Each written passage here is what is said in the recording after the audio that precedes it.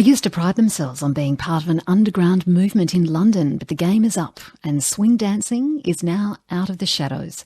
Every week, keen beginners and international competitors link up in classes around the City of London to do the Lindy Hop. Swing originated in New York back in the 1920s and was quickly adopted around the world. As our Europe correspondent Lisa Miller discovered in London, Australians are taking the lead, literally.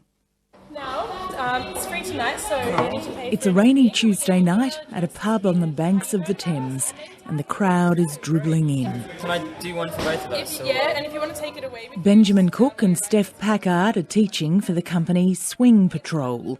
It's a scene being repeated every night around London. Dozens and dozens of classes.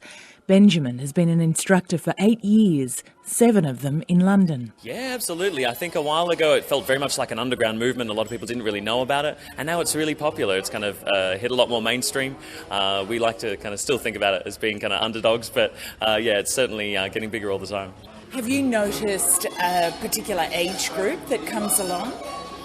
We have all ages dancing with Swing Patrol. I think we have a 11-year-old up to 77-year-old, so we've got everyone. I think most people are between sort of mid-20s to mid-40s. Yeah. And are they surprised when they have an Australian teaching them? I don't think they're necessarily surprised. I think they're sometimes surprised when they've been around a little bit longer and realise that there's quite a lot of us that are Australian that are teaching.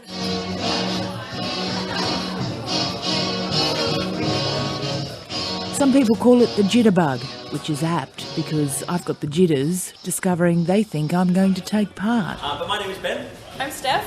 And yeah, we're going to teach you some Lindy Hop. A few of you guys have probably been along before. Hands up if you've never been to a swing dancing class before. Excellent. About half. Cool. Nice. Welcome. You're in good company. And we're going to take you through everything you need to know. Craig Mitchell and Adrian Ballas are first-timers. I'm from Zimbabwe originally, and I came along because Adrian found it on Facebook, and always been keen to give it a go. And you've never danced before, swing dancing? Never done swing dancing before. Always, as I say, always been keen to give it a try. I always wanted to try actually because my cousin, he is a dancer and he's dancing with his wife. Well, not swing, but similar rock and roll and boogie, and I was always so jealous of them and I always wanted to try. Given the wet night, I'm wondering how many might take a tumble. Occasionally it can happen, but most of the time we're not doing anything too extreme in our beginner classes. So yeah, most people stay on both feet, even if they happen to be left ones. And have you done other dancing, Steph? I never did any other dancing. This was the first dancing I did. Fell in love. Never looked back. There are a couple of Australians in the crowd, Kerry Dean and her husband, fans of the style and the instructor. I think overall Aussies is a small portion of us really, but given this is a walkabout club and given that Ben's leading the class, there might be a high number of us here today. Okay, this is just the warm-up and I'm already struggling.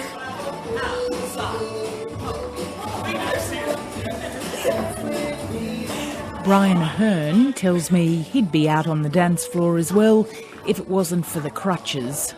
There's a new kind of fervour for competitions within the London swing dance scene, and in fact there's a new kind where it's a 30-second burst which is happening in June. So people are frantically trying to cram impressive moves into 30 seconds of dancing. It's really brutal.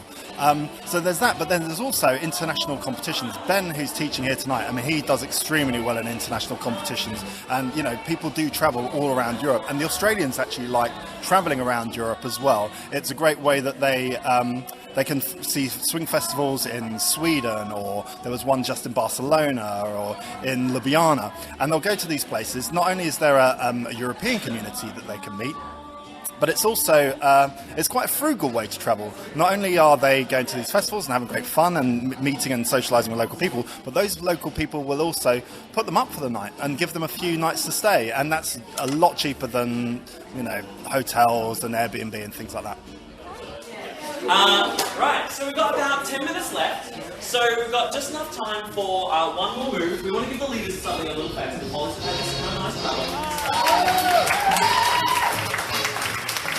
An hour later, it's all over. A hot, sweaty class, not wanting the music to end.